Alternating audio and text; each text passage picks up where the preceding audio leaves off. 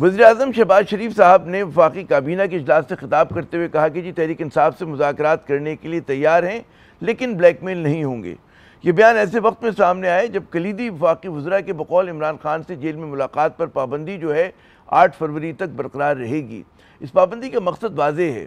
حکومت حزب اختلاف کی سب سے بڑی جماعت کو اس بات کا موقع نہیں دینا چاہتی کہ کسی احتجاجی تحریک کے لیے جیل میں مقید سابق وزیراعظم سے کسی قسم کی مشاورت کر سکیں۔ تحریک تحفظ آئین پاکستان کے 2 روزہ اجلاس کے اختتام پر خیبر پختونخوا کے وزیر اعلیٰ سہیل آفریدی صاحب نے میڈیا کو بتایا تھا کہ ملک گیر احتجاجی تحریک کی تیاریاں جاری ہیں اور جلدی پہیہ جام اور شٹر ڈاؤن ہڑتالوں کا اعلان کیا جائے گا۔ انہوں نے یہ بھی کہا تھا کہ 8 فروری کو انتخابات کی دوسری برسی کے طور پہ وہ قومی اور بین الاقوامی سطح پر یوم سیاہ بھی منایا جائے گا۔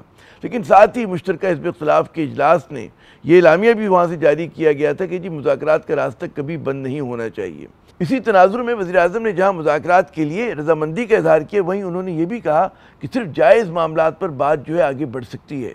شہباز شریف صاحب نے یہ بھی کہا کہ ملکی خوشحالی کے لیے سیاسی جماعتوں میں ہم آہنگی ہونی چاہیے اور وہ پہلے بھی تحریک انصاف کو مذاکرات کی دعوت دے چکے ہیں، لیکن مذاکرات کی آڑ میں بقول ان کے امن و امان خراب کرنے کی کوششیں کامیاب نہیں ہونے دیں گے۔ کیا وزیراعظم کے اس بیان کے بعد واقعی مذاکرات کا سلسلہ شروع ہو سکتا ہے یا یہ صرف ایک علامتی پیشکش ہے جس میں تحریک انصاف کے لیے کچھ بھی نہیں؟ یہ بڑا اہم سوال ہے۔ حزب اختلاف وہ آئین و قانون کی بالادستی اور سیاسی قیدیوں کی رہائی کا مطالبہ کر رہی ہے۔ کیا شہباز شریف صاحب کی حکومت ہے اس کے پاس واقعی تحریک انصاف کو دینے کے لیے کچھ ہے؟ یہ بھی اہم سوال ہے، کیونکہ حکومت پر یہ تنقید اور الزام بھی ہے کہ اس نے پے در پے ترامیم کر کے جہاں آئین کو مسخ کیا وہیں اعلیٰ عدلیہ کو بھی کمزور کر دیا ہے۔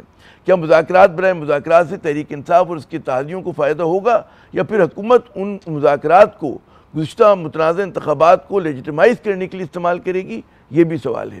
ویسے مذاکرات کے انعقاد کے لیے ماحول بنانے کی ذمہ داری وہ حکومت کی ہوتی ہے۔ حزب اختلاف کا کہنا ہے کہ جبر کی فضا میں مذاکرات ممکن نہیں، اور اگر ماحول کی بات کریں تو آج پھر عمران خان کی بہنوں کو جیل میں بھائی سے ملنے نہیں دیا گیا اور روکے جانے پر انہوں نے فیکٹری ناکے پہ دھرنا بھی دے دیا۔